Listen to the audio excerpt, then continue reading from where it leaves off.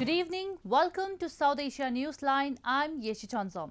Here are the top stories we are tracking for you on Monday, the 1st of February. India unveils budget aimed at boosting pandemic-hit economy, major push to infrastructure, healthcare. Pakistan receives first batch of Chinese COVID-19 vaccine.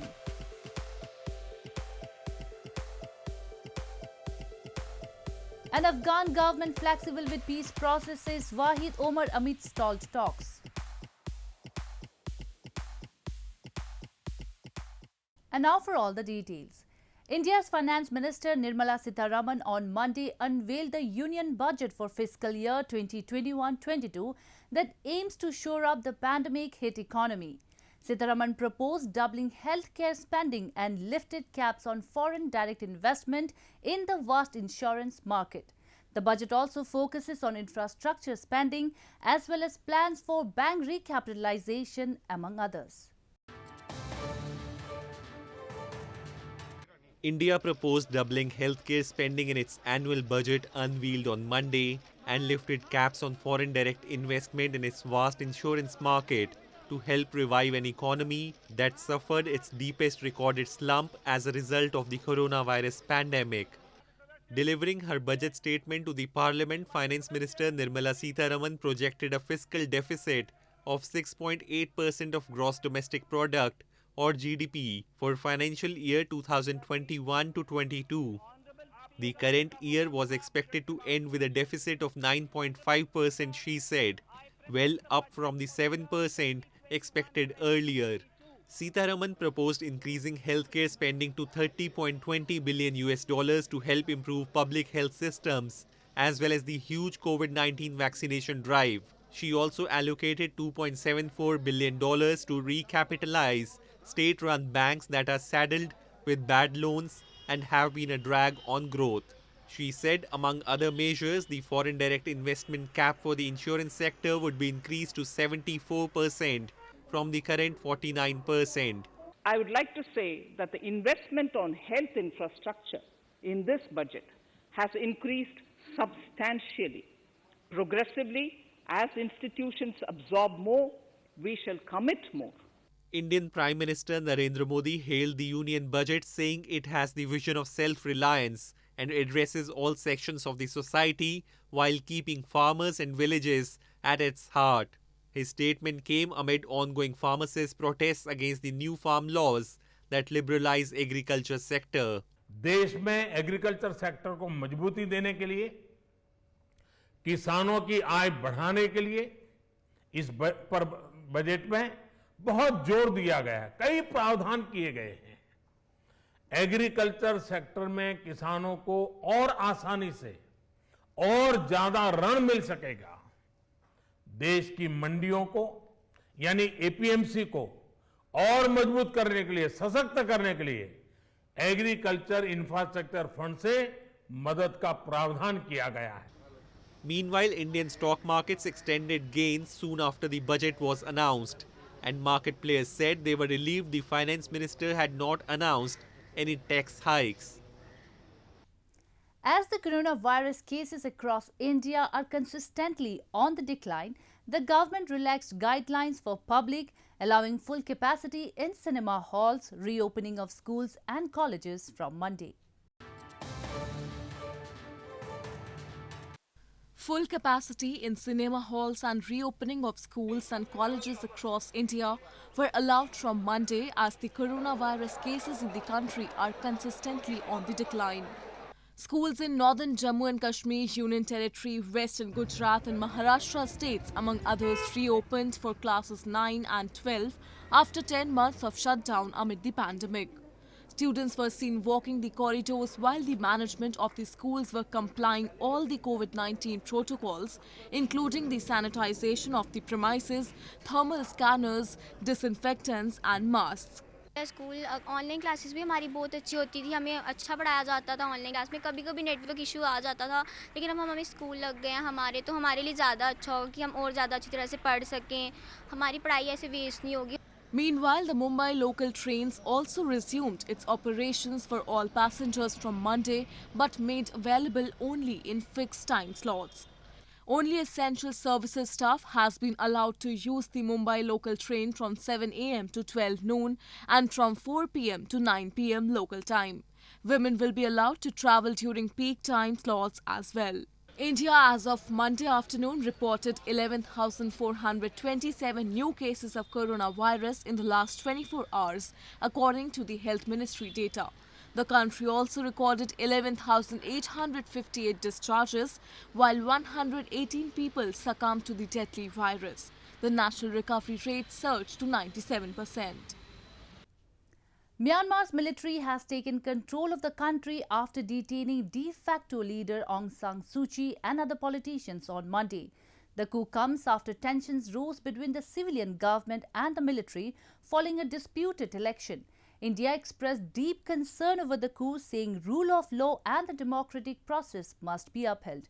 Malaysia and Singapore also expressed concern, while major aid donor Japan said it was watching the situation. India's foreign ministry in a brief statement on Monday said it is monitoring the situation closely after Myanmar's military had seized power in a coup against the democratically elected government of Aung San Suu Kyi, who was held along with other leaders of our National League for Democracy NLD party in early morning raids. We believe that the rule of law and democratic process must be upheld. We are monitoring the situation closely, Indian Foreign Ministry said in its statement. Several world leaders, including United Nations Special Envoy for Myanmar, Tom Andrews, have condemned the military coup. A Myanmar university activist in Yangon on Monday described the military seizing power in a coup against the government as an assault on the people.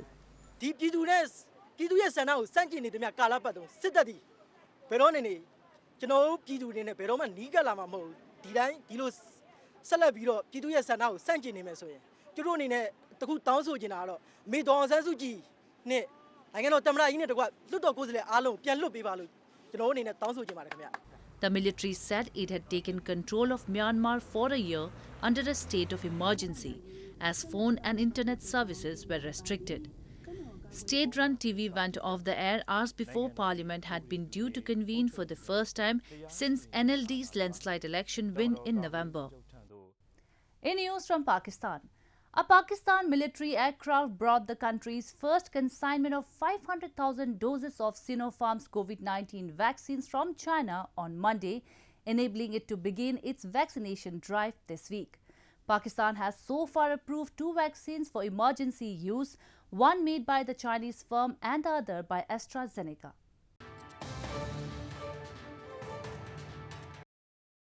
A Pakistan military aircraft brought back the country's first consignment of 500,000 doses of COVID-19 vaccine produced by Sinopharm from China on Monday, enabling Pakistan to begin its vaccination drive this week, the country's health advisor Faisal Sultan said. In a statement released on Twitter, Sultan said, "Thank God the first batch of Sinopharm vaccine has arrived.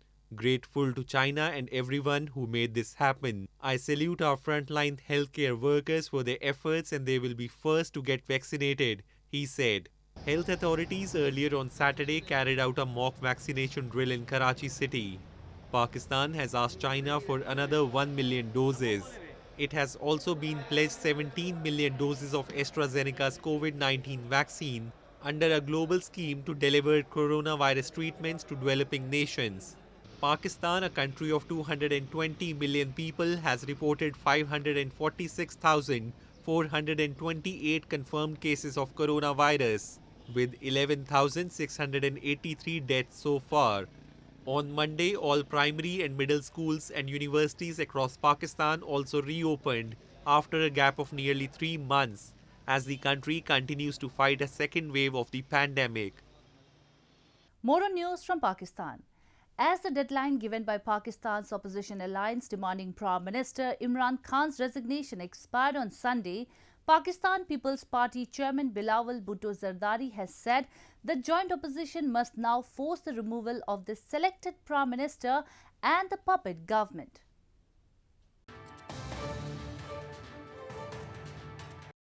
Pakistan People's Party or PPP chairperson Bilawal Bhutto Zardari has called upon opposition parties to force the removal of puppets after January 31 deadline set by the Pakistan Democratic Movement or PDM for Prime Minister Imran Khan to quit past without any signs of the government retreating.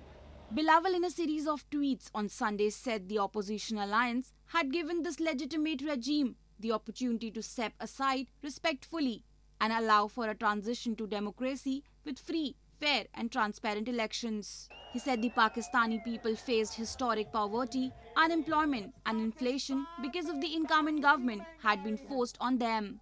PDM, the 11 opposition party alliance, including Bilawal's PPP, had given a deadline to PM Imran Khan to step down by January 31 with the warning that a march in Islamabad would otherwise result in the ouster of the government. The PDM constituent parties have also collected the resignations of their lawmakers in the national and provincial assemblies but have decided against submitting them for now. The parties have also decided to jointly contest the Senate elections scheduled for March and the upcoming by-polls. In news from Afghanistan, at a time when President Ashraf Ghani has rejected the prospect of an interim government in Afghanistan, his advisor Wahid Omar has informed that the government has so far maintained a flexible stance towards peace so that the Taliban would stop killing Afghans. Omar said that the government is ready to talk about any demand by the Taliban at the table of negotiations.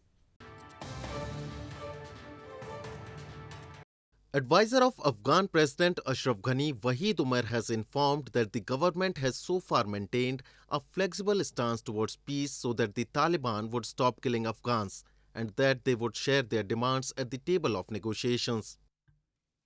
Umar said that the Afghan government has taken important steps for peace, but the Taliban has not addressed any of its commitments.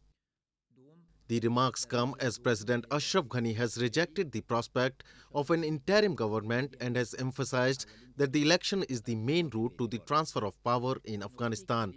The second round of the Afghan peace talks started 3 weeks ago, but the Taliban has raised new demands like the release of 7,000 prisoners and the removal of their names from blacklists in order to move the negotiations forward.